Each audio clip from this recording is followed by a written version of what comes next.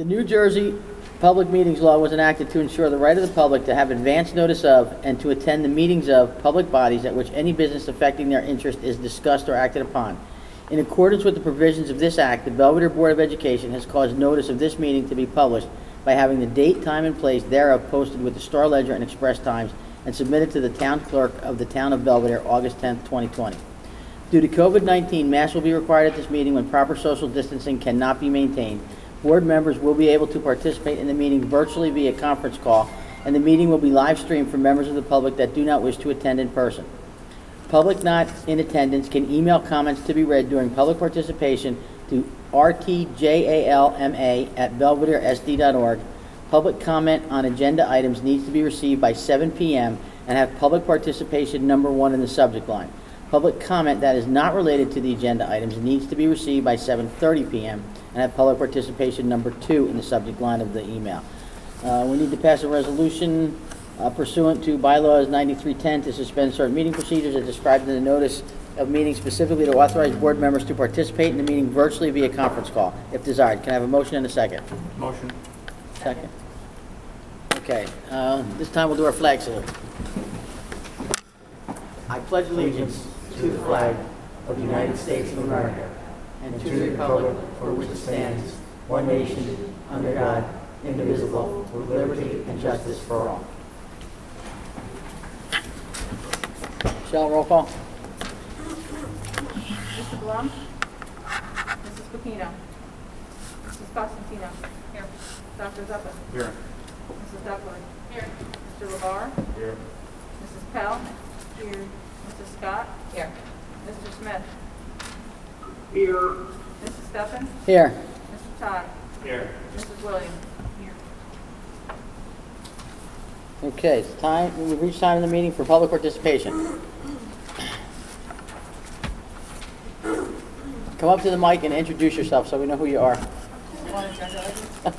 This is just for agenda items, yes. I don't know if I'm tall enough for this. My name is Christy Weber. I'm the president of the Belvidere Education Association, and I have a couple of concerns. My number one concern is of agenda item number 21, where you are being asked to reduce aides to 65%. I just want to remind the board that in our contract that we have agreed upon in Article 9, Section J on page 17, it states that teacher aides, the work hours and calendar of aides shall be in the same as that of the teachers in their building assignments. Our teaching staff is expected to be here full time for full days. And it is, that means that the aides should also be in school the full day. Canceling their benefits is unconscionable, especially during a pandemic. There was a recent case in Warren County which was exactly this, where they were looking to reduce aides hours for savings and benefits. And it was grieved. It did go to arbitration, and the local union was found in favor by the arbitrator. I would hate to find that we are spending more legal fees to fight something that inevitably the union will win, because it is something that happened literally 3 years ago. The next issue that we have is our going back to in-person.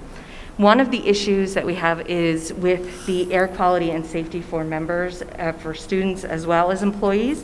I did ask email documentation for back-ordered PPE, which is very important to make sure that everybody is safe and that we have safety measures put in place for our employees as well as our important students. I asked for HVAC unit inspection findings, filter upgrades, and air quality checks in classrooms. There's been no response about the back-ordered PPE. I have not heard anything. I did talk with Shelley a little bit before the meeting, and she did let me know that some things have come in, but I would like to know, and the association would like to know, exactly what we're still missing to make sure that we are opening the safest way possible. There is apparently some HVAC inspection due tomorrow. I did get a really informative email from Mr. Barrick about some information about the filters for the HVAC. However, in the in the emails, it did mention that we are not upgraded. And the American Society of Heating and Air Conditioning Engineers says that we should upgrade to a MERV 13, which our systems can handle according to Mr. Barrick's email. So hopefully they will be upgraded and they will be working at air quality. One of the issues that has come up is that this is an airborne virus as well, and a MERV 13 is going to help take away some of those aerosol issues that hopefully go into a school. It is very, in a Time article that I was reading about the airborne virus, the outbreaks occur often when people gather in crowded, insufficiently ventilated indoor spaces. When it comes to COVID-19, being outdoors is 20 times safer than being indoors. We need better filters, and they need to be MERV 13 or higher for the safety of our students and employees. If you watch the news, many schools that have opened to in-person, they are closing soon after, with many, many cases on the rise. And I'm wondering why we are willing to put young lives and the lives of our employees at risk when we could choose a system that works like virtual learning. We've put tweaks in place that we have improved, safeguards to hopefully get more participation from students as well as from teachers and things of that nature. So we can't at this point in New Jersey eat in a restaurant. How can we safely put children and employees in a school? Thank you. Thanks, Christy.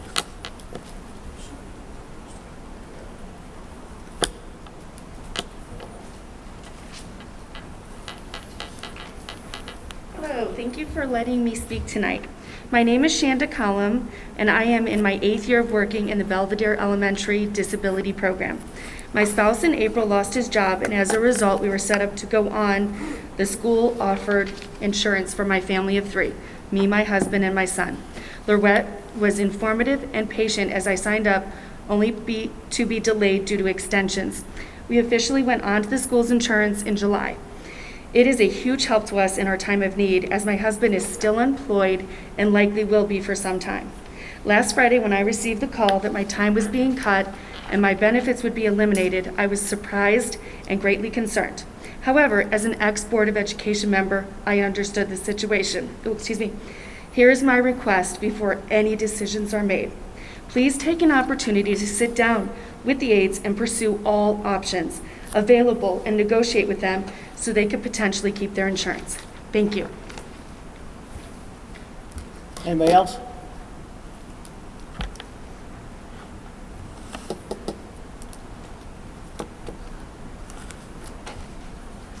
Everybody, I'm Lisa Cundiff. I think most of you know that, and I've been an aide for Belvidere for almost 25 years. Over those years, I've aided hundreds of Belvidere's children, a lot of them your children. It's now gotten to the point where I'm getting children of those children after all these years. We aides give it our all every day. I work off the clock when necessary, and during the shutdown, I was online every day. Renee and I and Mr. Carabinas took diplomas door to door at year's end to celebrate kindergarten best we could. I don't do it for the large salary. I love my job. That being said, imagine for a minute that you find out that yourself or your spouse, or in my case, myself and my spouse, are having our income cut almost in half, plus losing health insurance. But to go just one notch farther, 9 months. 9 months before I'm able to retire. And if my benefits are taken, I will not be eligible for my medical benefits upon retirement in June. 25 years. Now, I have to believe that most of you have an internal moral compass that tells you this is wrong on every level. But I would like to think that during my career, I've made at least some small difference in the lives of Belvidere's children, helping them to reach their full potential every day. And isn't it great to feel that the choices you've made has helped lift somebody up instead of tearing them down? Thank you very much. Thank you. Anybody else? Michelle, do you have any? I do.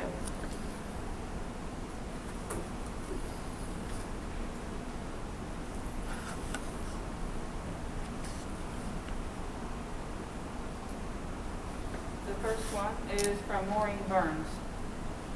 Dear Board of Education members and Mr. Karuba, I am Maureen Burns, a paraprofessional who has been working, one moment. Yeah, you're muffled too, Shell. Do you want me to remove my mask? I think you should because you're muffled. I don't think anybody's going to hear You you. just keep it on, I'll just move it over here. You can put one of these on the microphone over here. Is that better? Okay. Dear Board of Education members and Mr. Karuba, I am Maureen Burns, a paraprofessional who has been working out of district for several years. I went with our student, whom I will skip the name, for their behavioral disorder program. I'm glad to report he did very well there. We built a relationship of trust and good communication. I believe that he needs my support to successfully transition back to Belvidere this year. I have been a full-time employee with benefits during this time, as you know. On Thursday, the 20th, Mr. Carabinas called to inform me that I would be reduced to part-time with no health care. While I fully appreciate all of the difficult decisions you need to make during this pandemic, I wouldn't be able to return to work without medical benefits. What will I do if I become sick with the coronavirus? It would not be a smart decision for myself. The student and I made a good team while away from our home school. I really want to be with him this year to complete what we started. Please reconsider making this change now. Thank you, Maureen Burns. The next is from Michelle Susigan. My name is Michelle Susigan, and I am an elementary and special education teacher at Belvidere Elementary School. I have taught in the district for 8 years. Within those 8 years, I have collaborated with several wonderful aides, including Shonda Collum, Terry Brin, and Sarah Braunstein. These women are essential to our school and each truly teach with passion and dedication. Although it was only for a few weeks, I worked with Shonda during the extended school year preschool program in the summer of 2018. Shonda's rapport with the children was inspiring. She knew each student very well, what he or she liked, disliked, their individual schedules, and the IEP goals and objectives. And when and if something was not working, Shonda is an excellent asset to our school, especially within the preschool program. Sarah Braunstein was an instructional aide in my 5th grade math class in the 18-19 school year. This was a resource room class with 6 students. Sarah and I planned center-based instruction for this class, and I really enjoyed collaborating with Sarah. She worked with each small group of students ideally, making sure the objectives and goals were met, while incorporating skills and strategies to reach each student individually. I was involved in a head-on collision during driving to school this year and needed a week off to recuperate. Sarah took control of the class during this time seamlessly. Sarah is a dedicated paraprofessional and really strives to help each individual count. I worked with Terry Brin this past school year, 1920. Terry was a personal aide to a student in my 3rd grade class, and although she and the student were not in my classroom for much of the day, I could see her love and diligence immediately each morning. This student spent most of his day in the MD classroom, but whenever we did whole class activities, such as Read Across America, anti-bullying activities, etc., Terry and I collaborated to ensure he was part of the class. Terry knows this student so well. It is almost as if she can predict the future. Because of her dedication and love for this student, our class, and our school, this student is able to succeed.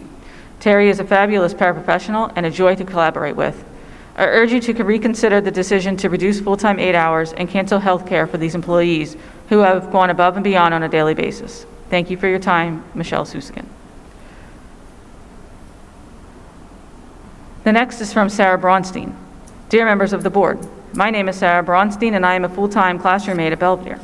I am writing this letter to explain to you the hardship that would befall me if it is voted upon for full-time aides to lose time and benefits.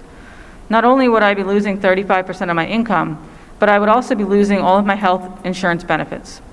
Having to pay for my own insurance out of pocket would be hundreds of post-tax dollars per month. That, on top of losing such a high percentage of my income, will leave me to struggling to pay all of my other monthly bills. I ask that you do not vote for having the full-time aides move down to 65% with no health benefits. We are essential during the day to both students and teachers. We as aides help every single child in the classroom and each teacher who we work with all day long. We help with everything from assignments to walking a hurt student to the nurse, to tying shoes, to listening to a school or home-related issue, and to laughing at a silly joke the student tells. We are there for the children, and we are also right-hand woman for the teachers. During the shutdown from March through June, I participated in all the Google Meets the teachers set up. I communicated with students via email and parents via Class Dojo. I helped correct tests and assignments on Pearson Realize. I was available during the day to help any students with questions or problems on assignments and always available via email. I ask you once again to please vote against the full-time aides losing time and benefits. It will be a financial hardship for us and so risky to not have health insurance during a raging pandemic. Thank you for your time and consideration on this very important matter. Sincerely, Sarah Bronstein. The next is from Amy Belay. Dear Board of Education and Mr. Karuba, I am writing to let you know how important our full-time paraprofessionals are to us. They are hardworking women and men who support our teaching throughout our daily activities. I have worked with Marian Halloran for many years. She was like my right hand. She could jump right in and take over my class if a problem arose with a student in need. We were a team and functioned as one. These aides get paid very little, but the health benefits make up for the difference. With her retiring this year, I feel like part of me is missing. These aides were not there to make copies. They worked with children in class and even throughout our virtual learning time. Mrs. Halloran would post daily on our class dojo our morning routine and also shared with them fun trivia. She would comment on students' work all day long in our dojo and classroom. It helped me so much. She worked outside of her contracted hours just like the rest of us did. We were a team in school and throughout our virtual learning. I know Mrs. Halloran retired this year, but will be greatly missed. I have also worked with Sarah Bronstein, Lisa Condiff, Maureen Burns, and Terry Bryn. These women go above and beyond for our school. Sarah would jump right in when needed, no matter which class she was in. Lisa loved to read to the kiddos, come up with projects for them, and share things that she knew the kiddos would enjoy, like bringing in a real turtle shell when learning about different animals. Terry Burns worked with our special needs kiddos and handles each day with a smile on her face, no matter what kind of day her students were having. Maureen Burns is always a bright light, and she always finds the positive in everything she does. These women are a wonderful asset to our school and should not be punished during these difficult pandemic times. They need their health insurance as much as we do. I would hate for them to come back to work, get sick, and not be able to get the care they needed. I do not think you would want that either. Please reconsider cutting the full-time aides' hours and benefits. They are an integral part of our school. Sincerely, Amy Blay.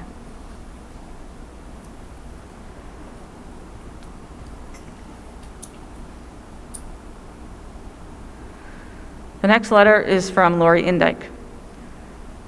Mr. Karuba and the board members. Hello, my name is Lori Indike, and I am a preschool teacher here at Belvidere. I am writing this letter to express my concern for you to removing the full-time aide positions. As you are aware, the preschool here receives funds from the state that grants our school a very generous amount of money to run a top-of-the-line program. I helped build this program here, and it would not be as great as it is today without Ms. Sue Kranatz by my side. Through furnishing and supplies, tireless room arrangements, and countless hours of planning, we were able to make preschool successful in Belvidere. I do not think of Ms. Sue as an aide. We are co-teachers in every aspect but name. In the classroom, we treat each other as equals. We like to think of ourselves as the dream team. I couldn't imagine her being unavailable during the day to help me plan activities as well as handle the many challenges that go along with preschool. Also, in these times more than ever, the amount of cleaning and disinfecting that will need to be done in the rooms daily after the children are gone for the day will be extreme. In addition, what would happen when we return to life prior to COVID-19? 3- and 4-year-old children need routines and consistency. They thrive on it. It's better for the children to have Ms. Sue and I together with them all day rather than an AM and a PM aide. In conclusion, I hope that you will please reconsider taking away Ms. Sue's and all the other full-time aide status. Thank you for your time. P.S. I'm also sending along a video. I give Ms. Indike props for sending a video. However, we don't have the ability to play it right now, but she did take her time to write a rhyming rap in support of the aides.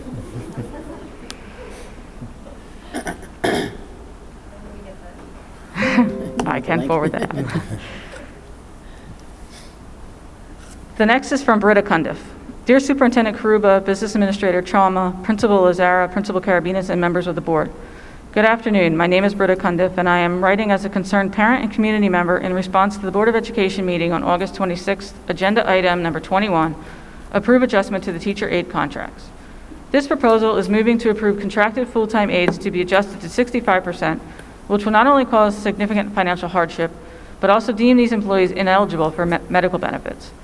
In addition to the personal losses this will cause the support staff, I fear that this will be detrimental to the education and development of our children and student population if approved.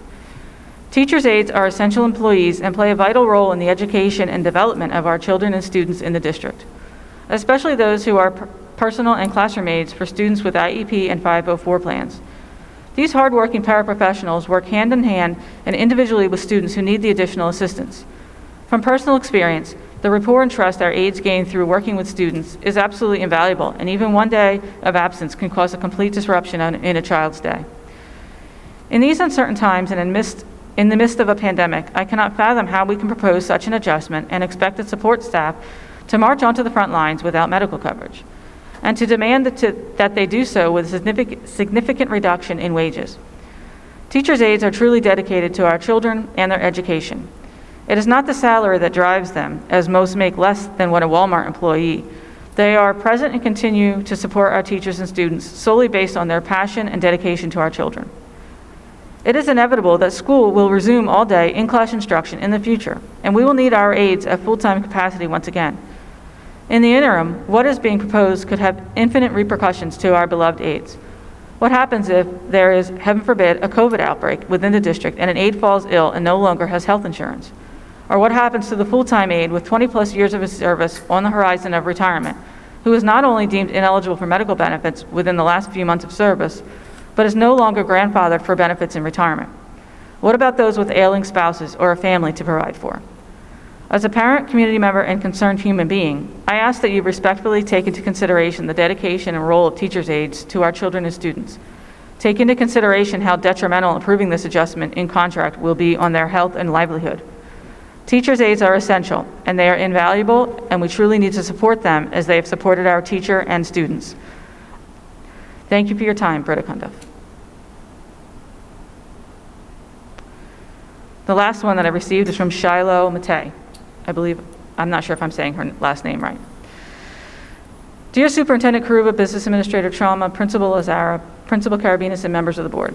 Hello, my name is Shiloh Matei, and I am a Belvidere School District parent and community member. I am writing in response to the Board of Education meeting scheduled for August 26, 2020. It is listed under Agenda Item 21, Approve Adjustment to Teacher Aide Contracts. This proposal is moving to approve contracted full-time aides to be adjusted to 65%. This modification will not only cause significant financial loss, but also make these employees ineligible for medical benefits. Personal losses aside, I fear the damage this will cause to the education and services in place for our students. This should not be approved. Teachers' aides play a crucial role, especially those who are personal and classroom aides to students with IEP and 504 plans. These hardworking individuals work hands-on with students who need the additional support. My child currently receives said assistance and would not have excelled the way he has without the services in place. The services he receives require the implementation of materials, strategies, and techniques above and beyond that of a regular education teacher. A lot of the gap is filled by that of a teacher aide. Given the current situation of the nation and asking these individuals to be present in an environment that potentially exposes them and others to the pandemic is one thing. However, I would ask that it be done so with 100% wages and full benefits.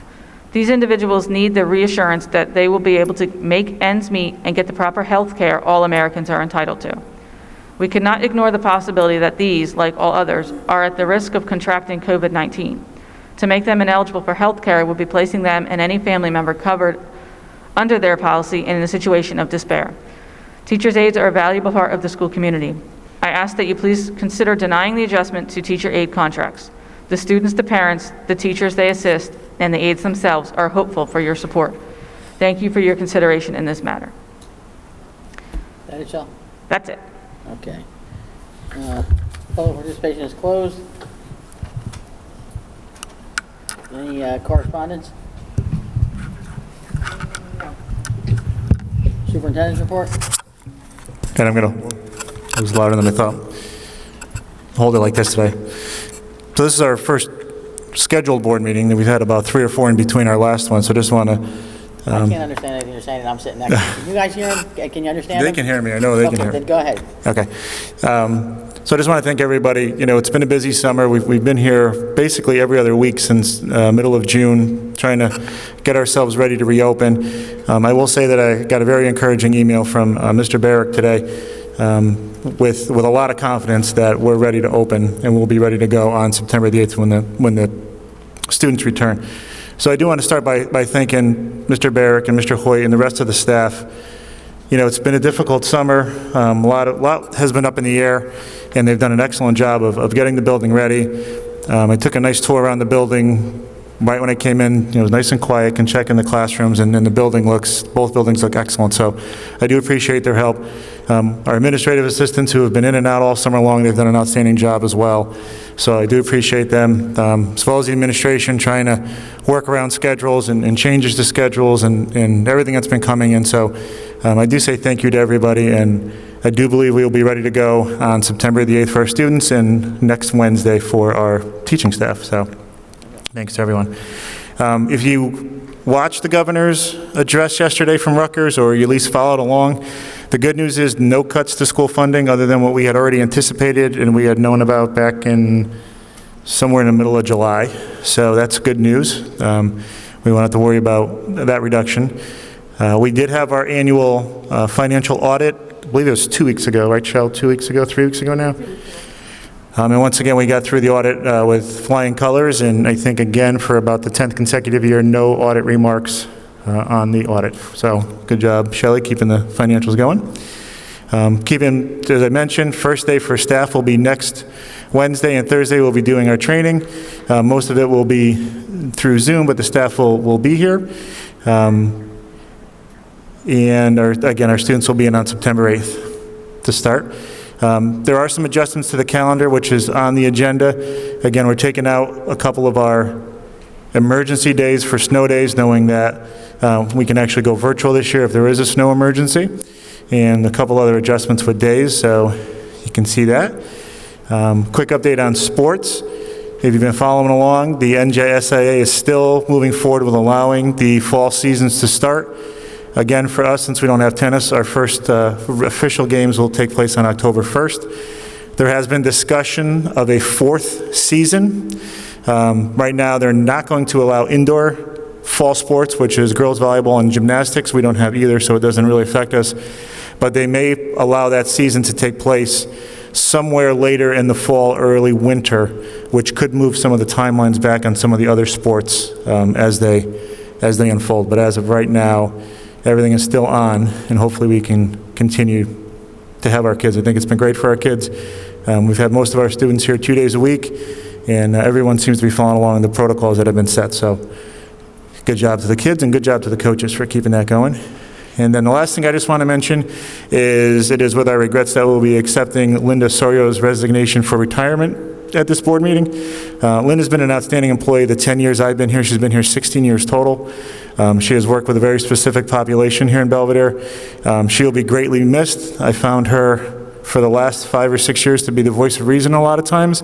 And Linda has done outstanding work here in Belvidere, and she will truly be missed. So that's my quick report tonight. Do you have a letter from her, a resignation letter official? She emailed it to me, and I sent it to Loretta. I don't know if Loretta put it in the packet or not. Okay, I don't remember seeing it, but I might have missed it. So. Okay, so bring us to the agenda.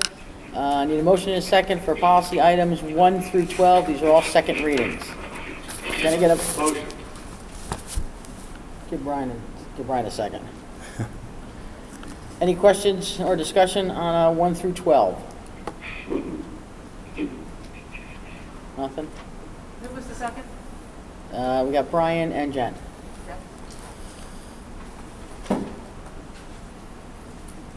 All right, all in favor? Aye. Opposed? Aye. Abstentions? Okay.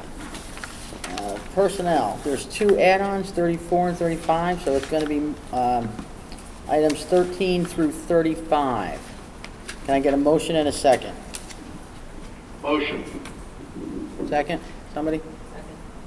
Second. Any questions, discussion? I have some questions. Number 13, the maternity leave, did we get a replacement?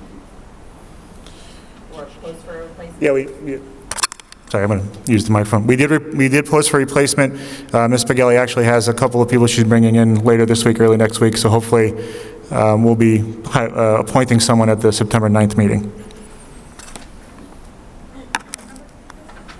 That was number 13. We're just up to 35, any questions? 13 to 35. Questions, comments, discussion? And number 17, with the school psychologist, just where did that position come from? Like, are we replacing? I don't remember talking about. Yeah, so if you recall back at the end of the school year last year, Mike Welsh retired. Okay. He was a social worker. We knew that when someone left, we would be looking to hire a second school psychologist for the cluster.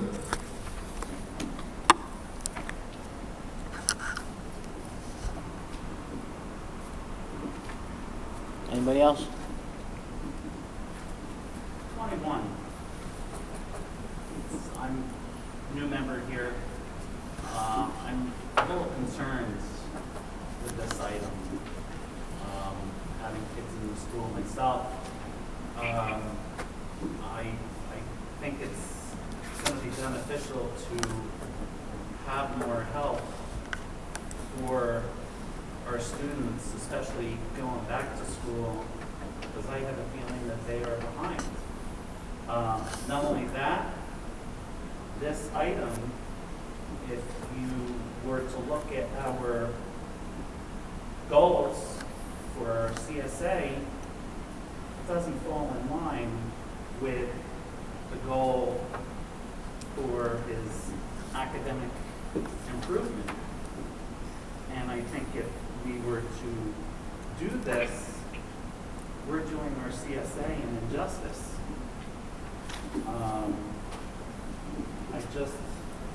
I'm a business person, and I don't know. I don't think I could do that to my employees. Be wholeheartedly honest with you. I just don't know how this came about, what the reasons were. Why? I think it's, go That's ahead. my question is why. And my second question is, what if we do go back full-time to what used to be our world? Where are the positions going to be for those children that need them then for full-time? I guess we can always talk about that. I mean, Catherine's the head of finance, and we discussed it in finance. I mean, feel free to jump in. But when you only have kids going to school part-time, why would you have full-time employees? That didn't seem to make sense to us. And it's a $200,000 savings was the outcome to reduce them to 65% or whatever it was. And considering no kids are going to be here after 12:20 in the afternoon, that's what it seemed to make sense to Finance Committee. That's how we got to where we are. And the finance committee really pushed for a full day. And I'm not putting you on the spot. No, I know you're not, but you weren't there, so, and you weren't here for any of the discussions because you Yeah. came, so late because of who you And replaced. they're completely invaluable. I mean, no question. Yeah. I think it's just a matter of the finance committee, I think, pretty overwhelmingly wanted a full day of school. Right. And in which case, if at 12:30 they're going home, what the kids are gone, what are we going to do? That's where it came from. Right. I did, one of the letters mentioned, considering maybe a negotiation or maybe looking at some other things. I think maybe, we don't need to talk about it here, but I think that's something I'd like to discuss, because I have some other ideas. I mean, my other idea too is to, yes, all right, maybe cut them, but leave their full benefits. I don't know whether that was considered either. I don't know. The money, the big savings was in the Right, benefits. I I mean, let's be understand. realistic. You work in business, you know Yes. that. Yeah. No, that was not discussed, but that's why it went that way. Well, it was, but furlough is just not an option. Right. Well, furlough was discussed. I am abstaining from 21. However, I just want to make one comment as to full-time with what Jen said. And I know some have an issue with that too. So it seems like it's hard to please both sides, but I can tell you that we never wanted part-time or to cut anyone to part-time. We want full-time, we want full days, and we still think full days. But I will say it's hard when the teachers union says they don't want to go back at all. So that's one, from what I understand tonight, we should, unless I misinterpreted that, but So I will just say that in this particular instance, I have to abstain, but moving forward with any cuts in the future, that if we continue on this path and the union continues to fight for reduced hours, eventually we're going to be talking cuts long term. Hopefully hopefully we're back in school, hopefully things change. But I would just caution the union to continue to fight against not being in school, but then also fighting for full-time pay. That's the only thing that I'll say regarding that. But for the aides, particularly for the aides, I'm abstaining. Can I ask a question about number 31? You can ask any question you like. 31 about the nurse. I thought we didn't have one. Are we taking that? Oh, that should be, I'm sorry, that should be taken off, yes. yes. My apologies, I didn't catch that. And then the 2 emergency days. I understand the snow days are virtual instruction, but what are the emergency days for them? In case we have a day where there's no power and we're not able to do virtual instruction, and we can adjust those at the end if we need to. It was cautioned by the county office to not give up all the emergency days because especially on this part of Warren County, which you guys all know, we tend to lose power. And if we lose it here at the school or someone can't get on, then we have to adjust for that. Melissa, I think you had. Yeah, I have 2 things. First off is number 16. Is that administration rescinding or the person in question? The person, Mr. Zetterstrom, decided not to continue on as senior class advisor. And then my other thing is the whole E thing. Frankly, I was shocked to hear any of it because I knew nothing was going on with any of it. So I really think it should be tabled and not even discussed because as a board, it hasn't been discussed very much. This is all pretty new unless you're on the finance committee. Personnel never discussed it. Mr. Kruger and I were emailing today in between my work. I was trying to email him and look at his responses because I'm looking at this and looking at all the emails in the past 48 hours going, what is going on here? I think it is pretty unfair to ask teachers to go back in this situation right now, having to do virtual at the same time as classroom, and then after classroom, doing more virtual, clean desks, do everything else, not have an aide to help them prepare materials for the next day, deal with the students that are on the classroom. Aides could be dealing with virtual at the same time the teachers dealing with stuff in the classroom. I think they could be a huge benefit. We've been talking about our children going back, and we have no idea what their psyche is going to be about all of this. They could be a mess, they could be happy, we have no idea. Cutting aid time to deal with some of those situations, and now we're talking about we have a maternity leave happening, we don't have a replacement for that. This is a very valuable thing that we'd be losing. And I think a lot of us probably figured, okay, so kids go half day, you're getting paid to do this many hours of work, but it's way more than this many hours of work. My job is whatever to whatever, but guess what? I put in 3 hours a night doing a whole bunch of other crap work nobody else wants to do. And the aides are doing the same thing. And I just was shocked to hear it. I understand if it's a budget thing and we're saving money and we need to put it somewhere because of cuts. Like, I understand those hard decisions.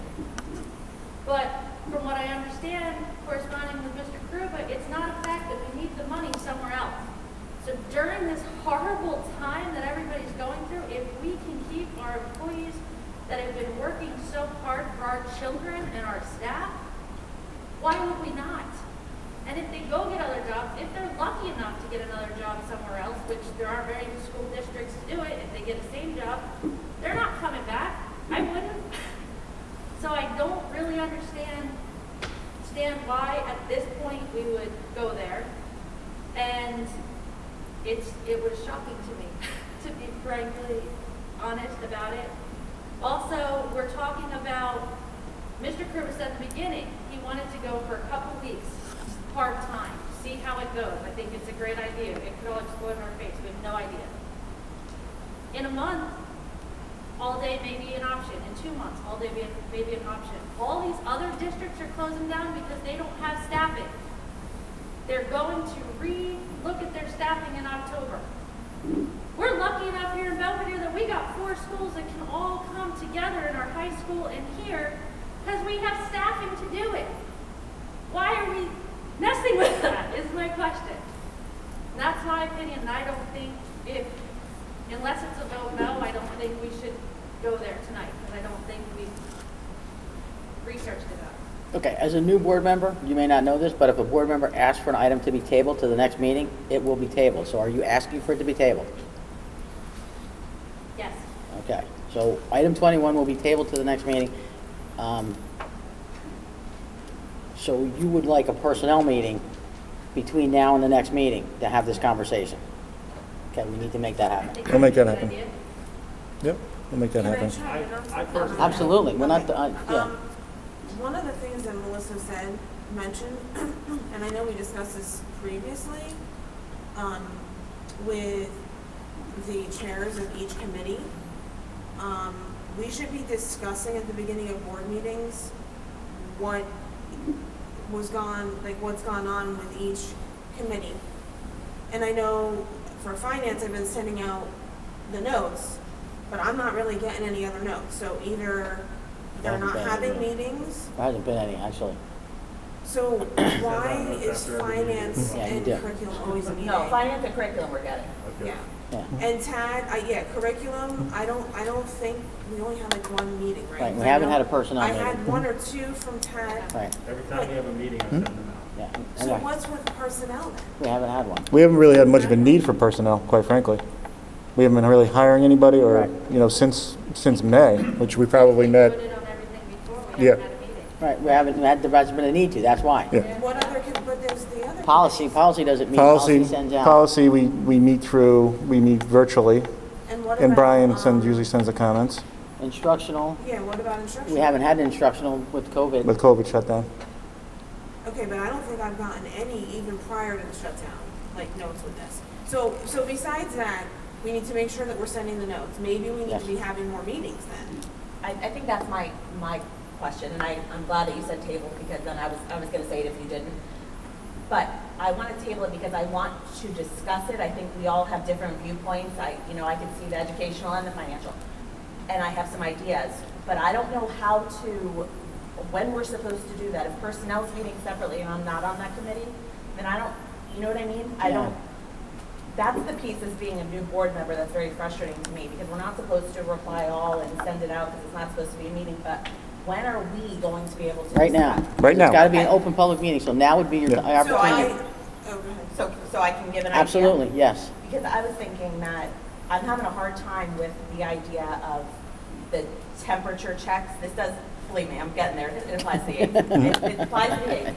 So we are asking parents to, in the morning, before school, Marianne, you mentioned it last meeting, I don't know how I'm gonna do it as a parent, already being at work, my Yep. kids aren't up, to, take their temperature and fill out that form. At my school, we're doing temperature checks.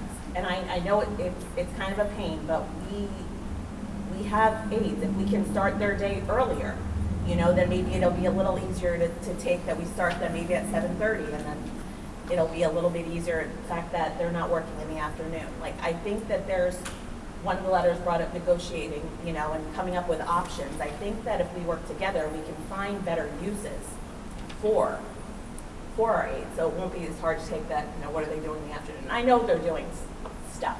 It's just from a Right. financial perspective, I understand where we're going also. But I think there's other things we can talk about.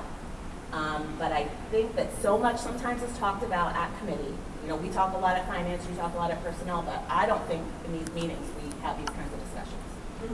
And that's what these meetings are for, really. So every meeting, most of the other boards will say, okay, this is what we discussed in finance, and we'll give an update on each committee. We should be doing that at the beginning of the meetings. I don't know where it would fit into the agenda at the beginning, but it should be done at the beginning of the meetings. I know we talked about it before, it needs to happen though, because then this sort of stuff won't happen. In this particular instance, personnel probably should have had a meeting, in which case they would have known, notes would have been shared, and then more preparation for tonight's meeting, so. Like literally the night I was reading your email about the last two meetings, I'm getting texts on my phone from other people going, what is the board doing? And I'm going, I don't know what you're talking about. Let me finish reading my email here. I just got home. I got 5 of them. And then I was like, oh, okay. I know what you're talking about now. And I'm like, I don't know why though. I can't tell you. But I was shocked.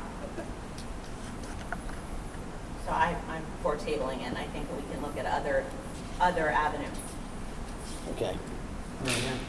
As far as the idea about having personnel meetings and whatever, I think that when we have meetings, that the whole board should get the notice that there's a curriculum meeting, that there's a personnel meeting, because of course, as a member of the board, you can attend that as long as we don't have a quorum at that meeting. So if you have questions about personnel and you're not on the committee, you can actually attend that. I would meeting. caution though, you can't just show up. Right. Because we usually do just about have our 5 or 6 people. So if you just show up, you may be turned away. So if you want to come to a meeting, your committee you're not on, just heads up that day that is just somebody not coming, that I can come. And it'll probably be, I guess we'd have to do first come, first serve. Yeah, If we probably, chose to yeah. do that. Yep. So I'm just trying to understand, so when you have a meeting, you take notes, and who do you share it with? I take notes, and then we're supposed to, within 10 days, send, you type it up Google Doc, and then you share it with all the other board members. So when I sent the last finance notes, I did say, please forward to the new board member, because I don't have your email. Yeah, no, that's fine, I didn't get anything, but generally Okay. what we do is we'll send it to the BA, Right. and then the BA will disseminate it to all the board members. Okay, so do we want to do that then? Your guys' decision, doesn't matter to me. Mary, Michelle? that's how it's supposed to be done, because we had an issue at White, Okay. and when we looked into it, that's how the school boards suggest. Okay, Shel, that you're it's nominated. done. It comes either from the superintendent or from the business administrator out to everyone. Okay, And so, that has to do with the sunshine law. so committee notes will be distributed through BA, and we'll send it when we can, you know. Right. And I sent mine quicker, like tried to do it fast because of everything going on, but hopefully we can get that done. And we should be having more meetings. And it shouldn't be so disproportionate in my opinion. I have other questions, but I don't think it's in relation to items 1 through 35. Then hold them. No. But I will, wait. Okay. Any other discussion on items 1 through 35, 21 being tabled? Number 33, approved technology sharing. We're sharing our technology with them, is that? We'll be sharing, Matt Hoyt will be working for White Township, doing some work from them, at least 1 day a week, if not a little bit more.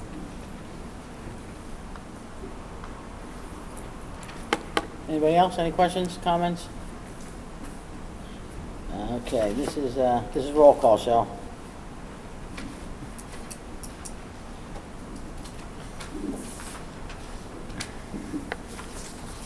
Mr. Blum? Yes. Mrs. Costantino? Yes, with 27, John Costantino, abstaining. Dr. Zabit? Yes. Mrs. Duckworth? Yes. Mr. LeBar? Yes. Mrs. Pell? Yes. Mrs. Scott? Yes. Mr. Smith? Yes. Mrs. Steffen? Yes. Mr. Ty? Yes. Mrs. Williams? Yeah. Okay. Next up, can I get a motion and a second for education? Items 34 through... 34 through... Oh, crap.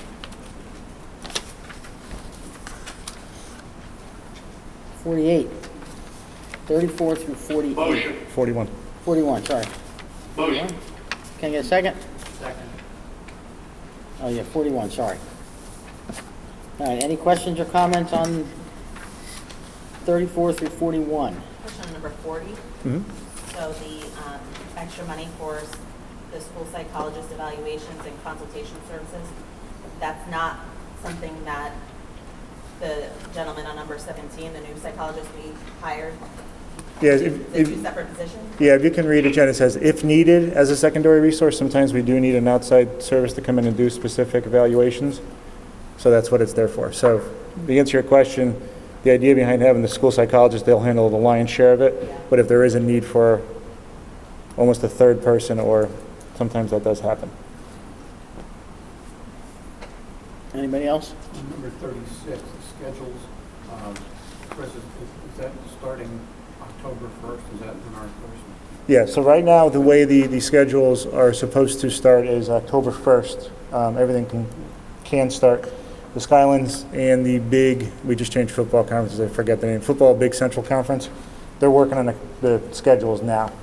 So Will it be a shortened season, or are they going it to? will be a shortened season. There'll be no outside conference games this year. So for us, traditionally, we play North Warren at least once or twice in almost every sport. We won't be playing them this year because of that. Number 44, what are the No. two different types? No, of Doc, trade? hang on, we stopped at 41. Oh. Yeah, I did the same thing. Hold on to that one. Anybody else? Okay, all in favor? Aye? Aye. Opposed? Aye. Abstentions? Okay, let's do business items 42 through 48. I have, Motion. Second? Second, Questions, comments? number 44, what are the two different trips, type A and type B?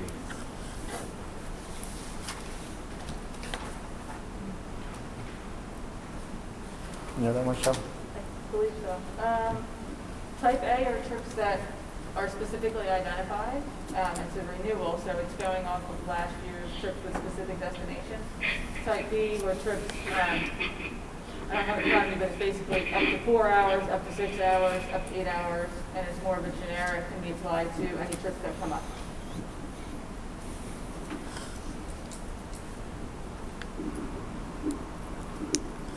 Anybody else?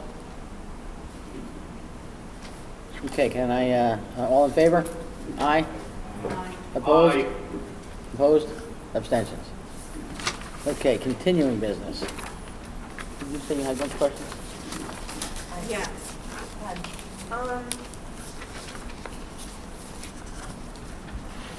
Okay, so we just talked about the committee notes. We're also supposed to be meeting monthly and reviewing the goals, she had just mentioned. And we're not doing that either. So we're supposed to, as a board, we decided, right, we're gonna meet monthly to make sure that the goals are in line. So we set the goals when? January, February, yeah. And we haven't met.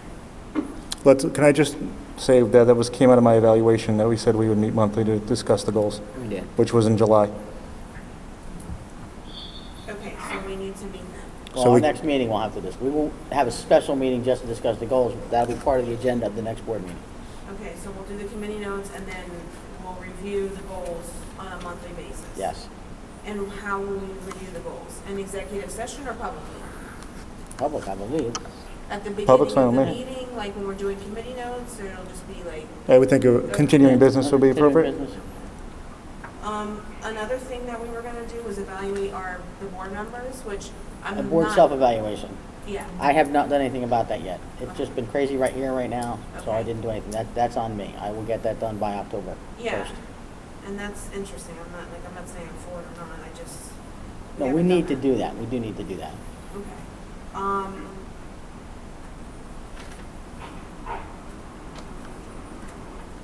Is there, last meeting, there was an issue with a parent who didn't receive an email back all summer. Yeah. 3 staff members were named. I know that I've been a huge advocate for response time, 24 to 48 hours. I've been saying it for about 18 months on the board. What are we doing about that? Because I think at this point, it's continuing to be an issue. So if a parent is ignored all summer who has a special needs child, I think that's an issue. I don't think it's an issue, it's an issue. Hopefully, I know other board members had a concern about it. What are we doing about it? So I reached out to the parent myself, and I know that the other 2 administrators who were discussed, both reached out multiple times to the parent. My last contact with the parent seemed satisfied with the amount of communication that went back and forth. I had personal discussions with both of the administrators to make sure they understood the 24-hour turnaround, and I don't believe that'll be an issue again. They reached out after, like since, or throughout the summer? Since the parent was here. since. Since the parent was here. I actually reached out to the parent before she was here. Okay. I really hope this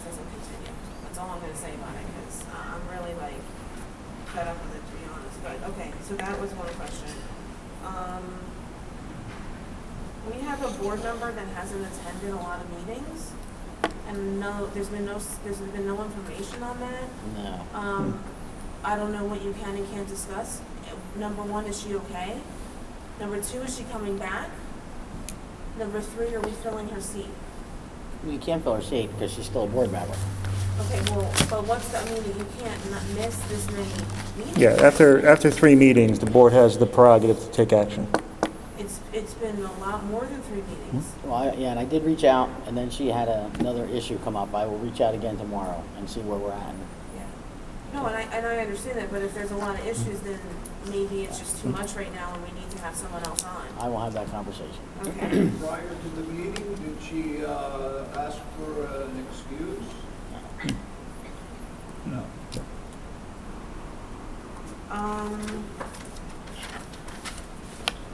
Did our reopening plan get approved, or was it sent back for revisions? It was approved. It was approved? We had to make minor revisions. We made all the revisions and it was approved. Okay. I believe I sent that out in an email. I think it did. Yeah. I'm ready. I had sent an email, I just want to know, I know you're not going to, the opinion's been rejected, but the delayed opening at the high school? We did take a look at that. Yeah, The concern is the busing from the sending districts and the runs. They start later than us. I was just thinking like. And also them getting their kids home too, because remember, they're all on early dismissal as well. So the bus runs would not The high work school well. starts early because Yeah. the other 3 We districts actually, start late. we actually really like that idea, If no but one else is going, if no other districts if no other high school opens at 10, It's not a high school. it's not the high school. It's It's this, we share buses with the sending districts. It's actually not even the opening, so it's the 10 going o'clock's home. not a doable time. The going home is the problem. I just was trying to figure out a way for them to be able to stay after school for their sport programs. And then also, they obviously, if you ask them, they would prefer to come in a little later, get the Sure, extra sleep. yeah. We actually took a really long look at that one, and that was really the one thing that was in the way of it. I think. forgot to ask that in Yeah. the reopening stuff. Yep. And then the lunch, we're not doing lunch, we're just still doing half days. Correct. There is lunch, however. Well, free and reduced, yeah, people that are free and All reduced. students. All Grab students and can go. get lunch, yeah. Grab and Yeah, go. grab and go.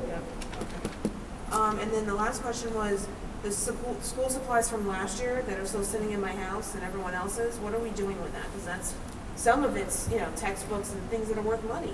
Are we bringing this stuff back in? I mean, it can be dropped and not touched for several days if people are worried about contamination. Yeah. But we need to get the school supplies back, That's a good point. We'll take a look at that because I know we do, even though I know some students will be coming back, some students won't. So yes, we'll work out, we'll get a plan on that.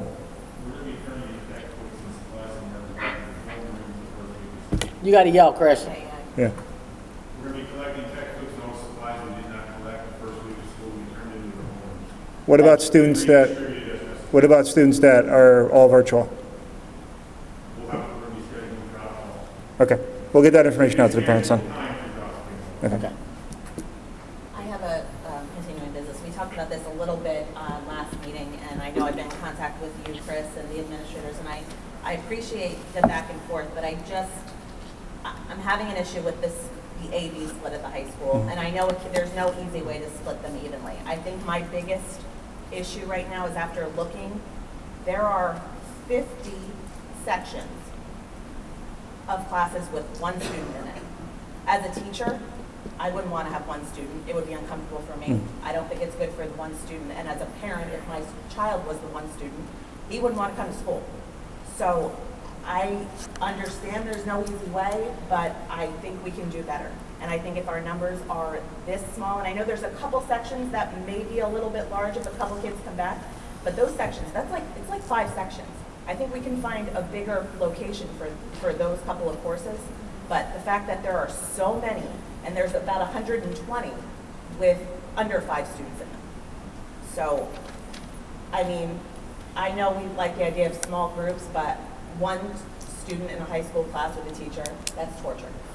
And I just can't let that go anymore, So it's 117 sections that have 14 or more, which is a lot. So that's the hard part about splitting them. If I understand your point, and again, like I said to you, with all respect, if we can come up with some other plan, we'd be more than happy to do it. I think we can. I think we can go 5 days for the shortened day. We don't have to do lunch, but our numbers are not that big, looking at those numbers. There's no easy way to split, but I don't know why we're not doing 5 days. Go ahead. How does everybody else feel about this? Is it just me? No, I was just gonna ask a question. How bad do the numbers get? I want to go 5 days a week, especially since we discussed the Third Street building being open and available, and that we don't want to open Third Street, but then we were told we have 11 empty rooms. Is the cafeteria being utilized? Is the gym being utilized? Is the auditorium being utilized? 11 empty classrooms. Like I would love full days. That's what I would love full days. I'm not getting full days. Can we get 5 half days? Like this, and Del Val, even they're doing a rotating schedule, but when they go in, they're in full time.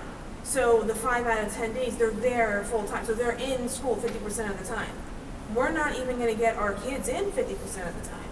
So 5 half days, Five just half like days would be a happy medium. I really do. Is I, that as a board member, think that it's out of our realm to influence the schedule. I feel that that's an administrative prerogative. Okay, but we also are overseeing a reopening plan, and to have one child in with one teacher. I mean, think of HIB situations alone. You know, what somebody thought they heard. There's not one other kid in that room. I mean, this could lead to liabilities on us as a board. You know, I'm not trying to nitpick like, oh, I want you to put this kid here and that kid there. I'm talking about, as a whole, our numbers do not support not being here 5 days. I'm not nitpicking the schedule. I understand that the restrictions and that other districts are doing what they're doing. We don't have a lot of those issues, and if we have empty rooms and stuff like, I don't understand. I think what gets missed, though, is we can have empty rooms. We don't have the staff. If we had a regular day, though, what they're saying is if we had a regular half day, Right. forget COVID. Right. We had staff for that regular half day, so why is? We'd be bringing COVID back doing- every student, and it throws out all social distancing, and it throws out all of that other stuff that we talked about. Okay, now, with COVID, we have opt-outs. So when we take the opt-outs out, if we went back 5 days a week, half days, we have the staff for that. Do we have the room for that is the second part of the question. I don't know that I'm following along, because the way I'm looking at it, and again, I'm not trying to be combative, I'm not trying to be disrespectful, we've been through this 100 times.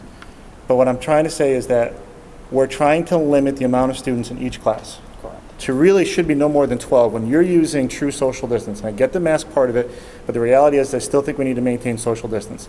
So in our biggest classrooms, and yes, we've looked at the cafeteria. Chris, I know, is going to use his cafeteria. We're going to be using, with the exception probably of this room, we're going to be using almost every possible space. We still have classes, and again, in 14 is pushing it, in my opinion, to have in one classroom, plus a teacher, and plus possibly an aide. There's a lot of those classes. So for us, and again, I've said it 100 times, let's start somewhere and then move, and we can adjust as we go forward. I respect that Del Val's doing what they're doing. The majority of high schools around here, and you're going to start to see them continue to fall, are all virtual. I think what we're doing right now is an excellent compromise to try to at least, and as Mrs. Duckworth said perfectly, our staff has been extremely, extremely cooperative about coming back. We've had very few opt-outs. I'm actually impressed, and I say it all the time, that I'm not dealing with what Warren Hills is dealing with 100+ teachers that don't want to come back, and this and that, and all that. I'm getting texts all day long today about at least 2 other high schools that will likely go all virtual. We're not dealing with that. So to me, let's start here, and then if it works, we can bring them back. I agree. One person, I'd hate to be in the one, I would hate it too, but I think that's a good starting point. It's my opinion. When you say start, though, I mean, that just means we're not going to do it, because if anything... With all due respect, it doesn't mean that. It means that I said in our finance meeting last week that we would look at this a couple of times. I said I would look at it October 1st. I've been looking at, listen, we've all been looking at the Warren County numbers as far as COVID. There was no new cases this week.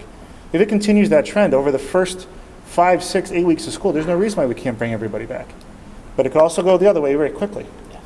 So, and those are the things that I have to worry about too.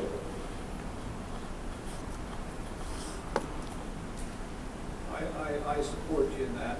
The overall objective, I think, is the health of the population. I do too, and I think it's just to ask at this point, to put that burden on you is this more pressure that you've already endured through this whole pandemic. So I agree, let's see how it goes, and you're in charge. Have Chris look at it. I'd second that. I just think it's too big of a risk to go on the stretch of social distancing guidelines. It's not worth it for one student. I just hope everybody is really taking a look at the numbers, because I have, and the stretching, it's not many, I have 17 in my classroom alone, and we're all wearing masks and we're socially distanced, and that's 17. There'd be very few classes, even with those numbers. I just hope everybody's kind of doing their homework here, because I think there's going to be a lot of phone calls from parents that their child's very uncomfortable with one teacher. And I don't even know if the teachers know that they have one child. I'm telling you how I would feel as a teacher having one child in my room. Now, regarding improving our communication among board members, there's also the possibility of having a work session. I think that we should look into that. What would you want to accomplish at the work session? Because I don't think one is going to do it, is where I'm kind of heading with that. The questions that we have are more frequent than that, like every 4 weeks or every 6 weeks. And I think adding work sessions every month is probably asking everybody a lot. Other districts do it. Well, Yeah, I think a lot of districts do it, Marion, rather than they do the committee by the whole. Committee? Oh, they do a Committee by the whole, so not that committee way, meetings. you know, you'd have a meeting like this, it would have to be an open, but it would just be, you'd just be going through the items, you wouldn't be taking any action. It's We the could do first that. meeting of the month, we already have 2, so the first meeting would become the work session, the second meeting would become the agenda items. We could do that. I was just thinking, Bob, having the two, An additional meeting? yeah, and throwing another one in there, already 6 we have, One work session per month, one regular meeting. and get rid of all the committee meetings. That's a bit, that might be a big help. No, then the communication's there, then you know everything. Yeah. I mean, and you can even stagger, a lot of districts will do it one Wednesday and then the following Wednesday, so it's no big gaps between it. What's everybody else's feelings on that? I would prefer that. Looks like everybody's kind of nodding their head. You want to try that for September? I think it would be great in September because we'll be working out some of these things. So the first one in September could be a work session meeting, no real agenda, not this kind of agenda, no action, just discussion, and then the second one would be all the action items. Do you want to do them consecutive weeks or with a week in between? Just for our scheduling purposes, we'll put a schedule together, but just to make sure that, Anybody have any preference? No? I do. Okay. I like it, less meetings, not 2 meetings. That's what you're asking. Well, I was asking if you preferred Oh. a week in between the 2 meetings. You're only saying you prefer the 2 meetings because you haven't started your committee meetings yet. Well, I also have another board that I sit on I too, know. so. or you could do on a one Wednesday, you could start earlier and just have an hour work session, go through everything, and then a normal agenda after. Some districts do that as well. I don't know if that would work That because... doesn't give you any time to talk about Exactly. it. It though. doesn't give us any time to talk about it or think about it or anything. My personal opinion would be to do it 2 separate nights. I agree. All right, let's do it the 2 separate nights. Do you want to put a week in between is the only question. We already have advertised with the week in between as our normal dates for September. All right, let's do that then. Let's not change the September schedule. Let's do September. The first one will be the work session, the second one will be the regular board meeting, and we'll see how it goes. We don't have to stay with it, but we'll give it a whirl. And you can, I know you should be to both, but, you know, I'll be at both. attend as you can. There'll be a call-in for Brian, and for anybody who doesn't want to attend due to COVID, so you could do that as well. Is there a reason why it's just through the phone and not like what do you call it, Zoom meeting? Yeah, we did Zoom when we were virtual, but Yeah. since we flipped back here, it was just a little bit easier to do the conference call. All right, so that's settled. We'll do that next month. We'll try it out. Okay. He may be on live watching us because the meetings are live streamed. Oh, Are you watching us, Brian? it's not the same. I doubt it.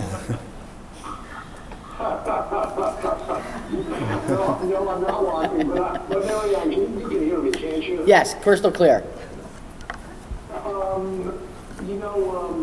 Work sessions are public meetings. I don't know whether that was discussed, but a work session as a separate meeting would still have to be publicly advertised. The public is still invited to attend, and the public is still allowed to provide public comment under the Open Public Meetings Act. I just wanted to make that clear when we have work sessions. The other thing, well, since Brian's on the rules, we will have to remember to do rights notices. If we're going to discuss age or whatever the case may be, rights notices will become critical then. Yeah, and personnel would be in executive. Okay. Can we have our next meeting after meeting so that we're not prolonging this table situation that is not really fair for Oh. people for any longer? We could do a work session with one item to vote on. We could do that. I just want to make sure that Yeah. we're addressing it and not pushing it. Pushing it off. Okay, so the next one will be a work session with one action item. Action item being. Number 21 from this. Number 21? That was tabled, yes.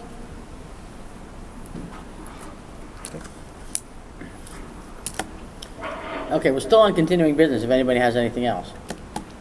I do. Did we get any further on what our plan is for bringing students into the elementary school in the mornings and dismissing them? We talked about it last meeting. We do it now. It's going to be, we're actually creating the video tomorrow. We send out, we see the entry who will be coming in. We're going to be using 6 entry points now. It will be by location of where we're in the class. We won't go out with order because some kids have to go to the other end of the building. So we'll have that out. Any other continuing business? Okay, new business. Anybody have anything new? No? Okay, so we are to our second public participation. Does anybody in the audience have anything? No? Shelley, you got it? I was just going to say, Shelley, you got anything? Can I just make one quick thing, just going back to the meetings? If you have anything you want brought up, just let us work? know on the Yes. work session. So just either shoot myself or Shelley an email or both of us, so that way we have a running list. Got that? Can I have my mic, sir?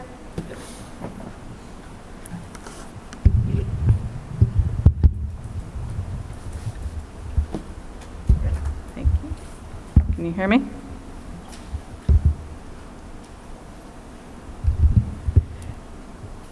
Okay, the first email is from Michelle Nassermini. My name is Michelle Nassermini, 21 Tamarack Road, Belvidere. I have a comment and a couple of questions. I am a member of the White Township B.O.E. On Monday at our meeting, Mrs. Williams gave her BHS update to the board. She told us that the board, administration, and teachers have been working very hard to finalize the reopening plans, as it is very challenging at the high school level for a host of reasons. I appreciate everyone's hard work to finalize the plans. A couple of questions.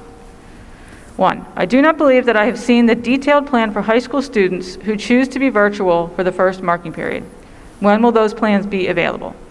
I would like to know how the district is ensuring the instruction for virtual students is equitable with that for those who are in-person/hybrid. You may be aware in speaking with Bill Thompson that White recently updated the reopening plan so that virtual students will log and receive instruction at the same time that students in class will receive instruction, and their attendance will be taken from there. If virtual students are not able to log in at that time due to an unforeseen reason, they can contact the school. They will then be getting the same lessons and can log off once the class begins doing their work. This will give virtual student structure as similar to those in the school as is possible. Has such a plan been broached for the virtual high school students? 2, will teachers be required to keep the grade book up to date so there are no surprises for students due to delays in entering grades, some which were significant in the spring? Thank you. Do you want me to answer? No, hold on, let's finish. Okay. Got anything else, Shell? Second, this is from Donna Golda. I'd like to comment on Mrs. Scott's suggestion to have aides take temperature checks. Temperature checks are just one small piece of the COVID checklist on Genesis. This form needs to be completed daily by parents prior to students coming into school. There are several questions that need to be answered by the parent. A staff member cannot answer these questions. If any of the board members have questions concerning this form, please direct them to myself or Sue March. Thank you. And the last one that I have is from John Owens. Mr. Kruba and members of the board, I would like to thank you for the time and effort you have put into social distancing and working for student and staff safety by dividing up the students. There is no way that anyone who is looking at student rosters and school rosters can ensure even, fair splits for every single class. I would like to give special thanks to both Mrs. McKinney and Mr. Kruba for the time they have put into this.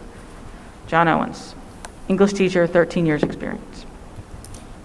And let me just double check, but I believe that's all that has come in. So just answering the two questions, I thought we made it clear with the high school virtual plan when we've gone over it a couple of times. We'll just make sure that something is updated on the website, but I thought that with the slides presentation and some of the handouts that we put together, that was made clear. And we are going to be asking the teachers to make sure that their grade books are up to date at least once a week to make sure that there are no surprises, as was pointed out. I saw the details of that plan. Isn't it on the website? Yep. Okay, I thought it was. Thank you. And they'll be doing the instruction the same way. Correct. Yep. Yeah. Okay, nobody has anything else for Chris? It is, we deleted our executive session, so can I get a motion and a second to adjourn? Second? All in favor? Aye. Opposed? Abstentions? Go home. Oh, wait.